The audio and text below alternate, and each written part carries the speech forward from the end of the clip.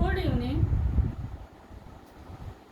आज 2 अक्टूबर है, यानी 2 अक्टूबर के दिन गांधी जी और लाल बहादुर शास्त्री का जन्म हुआ था। तो आज दोनों की ही जयंती है। तो सबसे पहले मैं आप लोगों को गांधी जयंती और लाल बहादुर शास्त्री जयंती की बधाई देना चाहूँगी।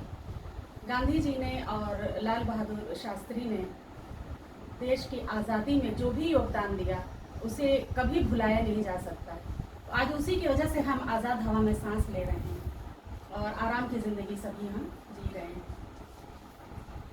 तो अब आते हैं हम अपने टॉपिक के तरफ। इससे पहले के वीडियो में हमने आपको राज्यपाल का क्या योग्यता है, कैसे उनकी नियुक्ति होती है और कितना उनको वेतन और भत्ता दिया जाता है, इसके बारे में हमने बताया था। आज हम उसके आगे आपको बताएंगे कि राज्यपाल के शक्ति व अधिकार क्या हैं। राज्यपाल के शक्ति और अधिकार, जैसा कि हम सभी जानते हैं कि हमारा जो शासन का 3 अंग है, व्यवस्थापिका संबंध, लेजिस्लेचर कार्यपालिका एग्जीक्यूटिव, न्यायपालिका जुडिशरी, ये शासन के 3 प्रमुख अंग हैं। तो राज्यपाल को इन तीनों से ही संबंधित शक्ति और अधिकार प्राप्त हैं और उसके अलावा कुछ अन्य विशेषाधिकार भी प्राप्त हैं। व्यवस्थापिका संबंधी सबसे पहले मैं आपको बताऊंगी, जिसको इंग्लिश में लेजिस्लेचर कहते हैं। राज्यपाल व्यवस्थापिका को बहुत शक्ति प्राप्त है। संविधान के अनुच्छेद आर्टिकल को कहते हैं। संविधान के आर्टिकल 163 के अनुसार राज्यपाल के पास कुछ शक्तियां विशेष प्राप्त हैं। उसके अलावा जो व्यवस्थापिका का मेन शक्ति है वो है 68 अनुच्छेद के अनुसार व्यवस्थापिका का अधिवेशन बुलाते हैं। राज्यपाल जो हैं वो व्यवस्थापिका का अधिवेशन बुलाते हैं और उसे स्थगित करने की भी क्षमता रखते हैं।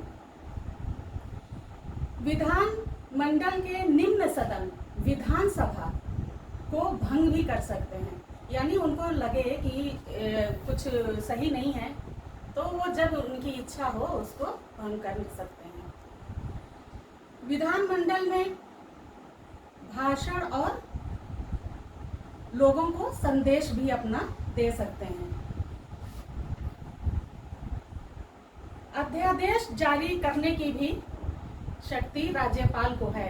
123 आर्टिकल के अनुसार संसद के सत्र न होने की स्थिति में अध्यादेश जारी कर सकते हैं।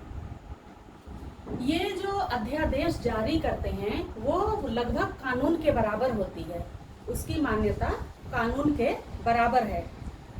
अगर मान लीजिए किसी वजह से उस वक्त नहीं उसको कानून का रूप दिया गया तो 6 सप्ताह के अंदर उसको कानून मान लिया जाता है। 6 सप्ताह का टाइम दिया जाता है, उसके बाद उसको कानूनी शक्ति प्राप्त हो जाती है।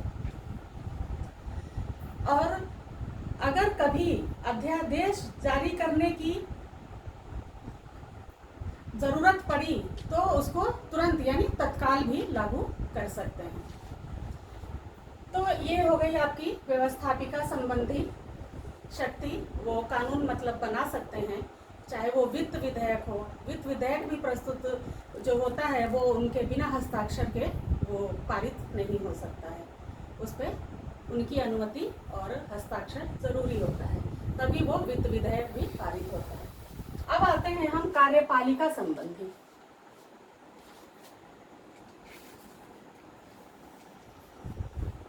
कार्यपालिका संबंधी जो शक्ति राज्यपाल को है उसमें सबसे पहला पॉइंट है मंत्रिपरिषद का चुनाव करते हैं। वो कार्य सौंपना और जो मंत्रिपरिषद के जो मंत्री होते हैं उनको गोपनीयता की शपथ दिलाते हैं।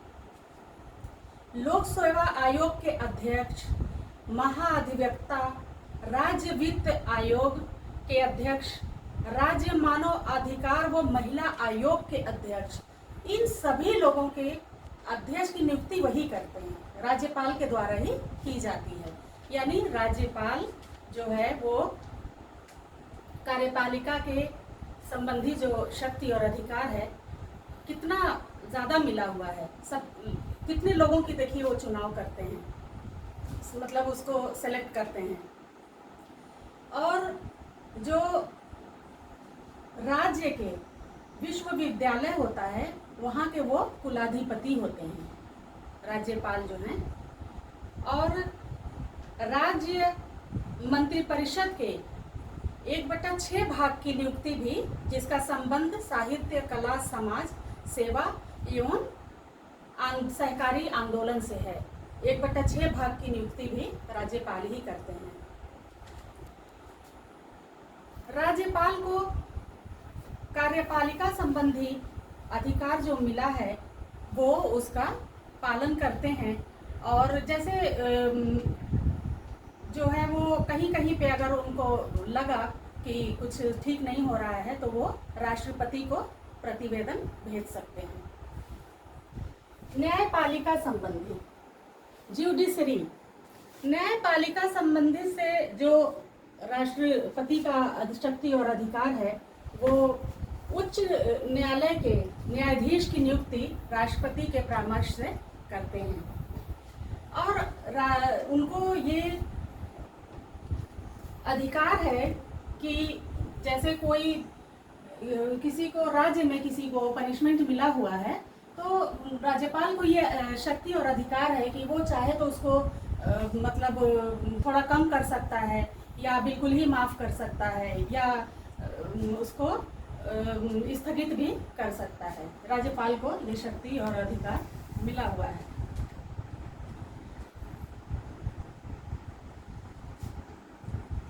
राज्यपाल न्यायपालिका से संबंधित एक उनको अधिकार ये भी मिला है कि अगर जैसे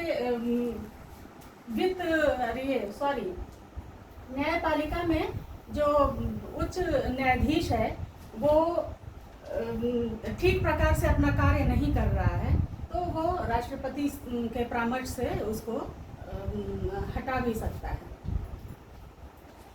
अब हम आपको बता रहे हैं कुछ अन्य विशेषाधिकार, यानी मतलब उनको कुछ एक्स्ट्रा क्या अधिकार दिए गए हैं।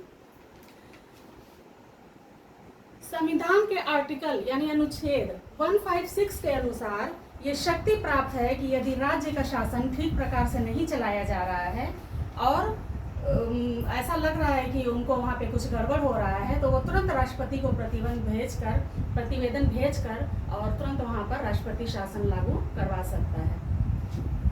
विधानमंडल द्वारा पारित विधेयक कानून तभी बनता है जब उनका हस्ताक्षर हो। जब तक वो हस्ताक्षर नहीं करेंगे वो कानून नहीं बन सकता है। विधानसभा को विघटित करने को उनका अधिकार है और किसी भी धन विधेयक को, जैसे किसी खर्च, कोई भी बजट है उसको किसी खर्च न्याय से या कहीं से भी वो बजट संबंधित है, वो भी बजट चाहे वो कितने भी ज़्यादा बजट हो वो तभी जो है वो पारित होगा जब राज्यपाल उस पर हस्ताक्षर करेंगे, अन्यथा वो वैसे ही रुका रहेगा। और इनको जो विशेष अधिकार है वो सबसे बड़ा अधिकार ये है कि जैसा इनको लगता है कि सिचुएशन है तुरंत ये कोई विधेयक बना के पारित करते हैं और 6 सप्ताह के अंदर ही उसको कानून मानना पड़ता है। तो ये राज्यपाल को बहुत ही मतलब बड़ा अधिकार मिला हुआ है। तो इस प्रकार आपने देखा कि हमारा राज्यपाल कितना शक्तिशाली है और कितना उनको शक्ति और अधिकार मिला हुआ है। तो ये बहुत ही इम्पोर्टेंट टॉपिक है और शासन के तीनों ही अंग में उनका बहुत ही अहम रोल है। और मंत्रिपरिषद, वैसे तो वो व्यवहार में मंत्रिपरिषद से सलाह से ही सारे कार्य करते हैं, लेकिन जो अगर लगेगा कि ठीक से कार्य नहीं हो रहा है तो उनको ये अधिकार है, विशेष अधिकार मिला हुआ है कि वो तुरंत अपना निर्णय कहीं भी ले सकते हैं। उनको किसी के परामर्श की ज़रूरत नहीं है। तो आज का हमारा टॉपिक यही था, राज्यपाल का शक्ति और अधिकार। और अब नेक्स्ट टॉपिक पे हम आपसे फिर मिलेंगे। Thank you.